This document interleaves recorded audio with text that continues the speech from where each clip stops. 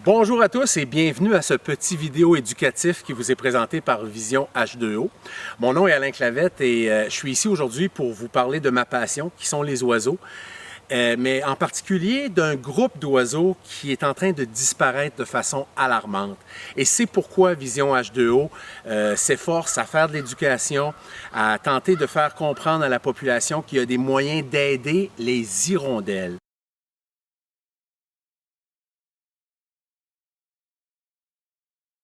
Et quand je dis nos hirondelles, eh bien, je parle de 4 espèces d'hirondelles qui sont présentes.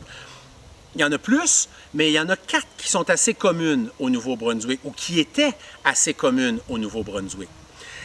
La meilleure façon d'apprendre à connaître les hirondelles, parce que si on veut les aider, si on veut les protéger, si on veut faire de la conservation de ces espèces-là, le premier pas, c'est d'apprendre à les connaître pour apprendre à les aimer, et là, on va vouloir les protéger.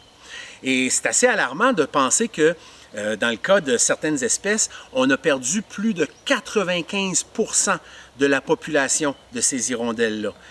Quand je vous dis que c'est alarmant, on est vraiment au pied du mur. Il y a certaines espèces qu'on pourrait voir disparaître bientôt. La meilleure façon de les identifier, de savoir quelles hirondelles sont tout près de chez vous, c'est avec le nid. Parce qu'il n'y a pas une hirondelle qui fait un nid pareil. On a 4 espèces. Il y en a une qui est bleue sur le dos, blanche sur la poitrine, qui niche dans des trous. C'est l'hirondelle bicolore. Et c'est probablement celle qui est la mieux connue parce qu'elle aime de prendre des cabanes qu'on va construire pour elle. Un des facteurs limitants à leur population, c'est l'accessibilité à des cavités. Hein, il y a eu d'autres oiseaux, il y a des oiseaux, entre autres, qui ont été introduits, comme les étourneaux, qui vont prendre la plupart des cavités disponibles et ça va causer des problèmes. Les moineaux, c'est aussi dans l'historique une autre espèce introduite qui a causé des problèmes à l'hirondelle bicolore. Mais c'est surtout l'utilisation d'insecticides. Pendant des générations, on a, les humains, utilisé des moyens chimiques pour se débarrasser des insectes. Malheureusement, c'est la nourriture des hirondelles. Une autre hirondelle qui est quand même assez connue, si vous avez grandi près d'une ferme, vous avez probablement vu une hirondelle avec une queue fourchue. Une grande queue qui, de chaque côté de la queue, a des plumes allongées. Et ça, c'est l'hirondelle rustique. On l'appelait avant l'hirondelle des granges, à cause du fait qu'elle va souvent entrer à l'intérieur de bâtiments pour aller construire un petit nid en vase qui est construit un peu comme un bol ouvert sur le dessus. Dans l'Acadie d'autrefois, on avait des pratiques agricoles qui faisaient en sorte qu'on avait des granges qui étaient ouvertes dès l'arrivée du mois de mai, fin avril. La grange était ouverte et ça restait ouvert jusqu'à l'automne. Alors les hirondelles rustiques pouvaient rentrer à l'intérieur et faire des nids et mangeaient tous les insectes qu'il y avait autour de la ferme. C'était sa niche écologique. Malheureusement, on a changé nos pratiques agricoles et il y a une question de disponibilité de nourriture aussi. Alors, l'hirondelle rustique, ça va pas bien non plus pour elle. Il y a l'hirondelle à front blanc aussi. Elle, ben, son nom le dit, hein, un front blanc. Elle a un rectangle blanc dans le front et sur le croupillon, au bas du dos, elle a une espèce de tache crème. La queue est carrée.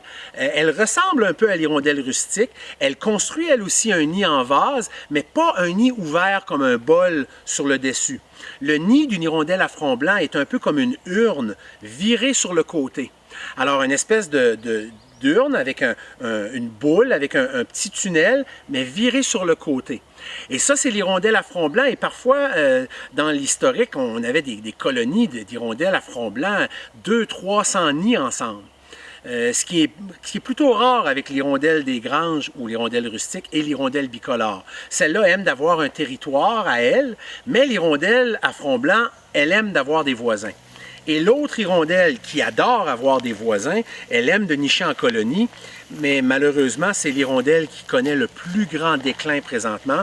C'est l'hirondelle de rivage. Et dans la belle grande région de Cap-Pelé, avec toute la zone côtière qui est présente là, si les gens ont grandi dans cette région-là, vous avez vu des colonies d'hirondelles de rivage. C'est la petite hirondelle qui est plutôt brune sur le dos, blanche sur la face, sur la poitrine aussi, mais elle a une espèce de petit collier qui passe sur la poitrine, une espèce de petite bande brune qui passe sur la poitrine.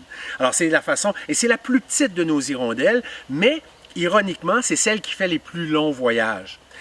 Quand elles arrivent au printemps, elles aiment d'aller dans un endroit où il y a eu de l'érosion durant l'hiver.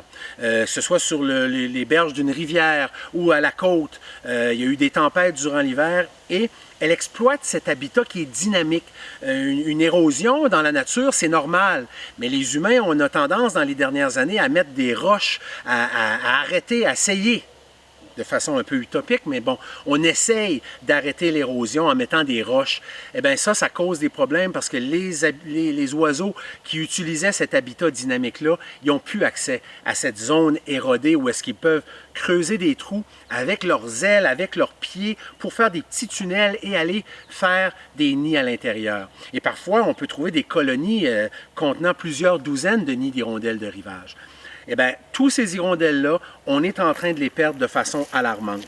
Dans les autres petites vidéos qu'on veut vous présenter dans cette série qui est mise sur pied par Vision H2O, eh bien, on va aller visiter des endroits où il y a de ces hirondelles-là encore, puis on va parler de façon plus détaillée un peu de leur mode de vie. Mais j'aimerais terminer en vous disant que il y a des choses que vous pouvez faire. On n'est pas complètement inutile. Les humains, on peut réussir à aider et on l'a vu dans l'histoire. Si on met la main à la pâte, si on fait l'effort de conservation, il y a certaines espèces qu'on est capable de ramener et qu'on est capable de penser à des choses comme l'aigle pêcheur, le balbuzard pêcheur qui, à un moment donné, était menacé d'extinction. Dans l'historique, le goéland argenté, à un moment donné, était, si on remonte à la fin des années 1800, était menacé d'extinction. Et là, on peut voir que la situation a été renversée.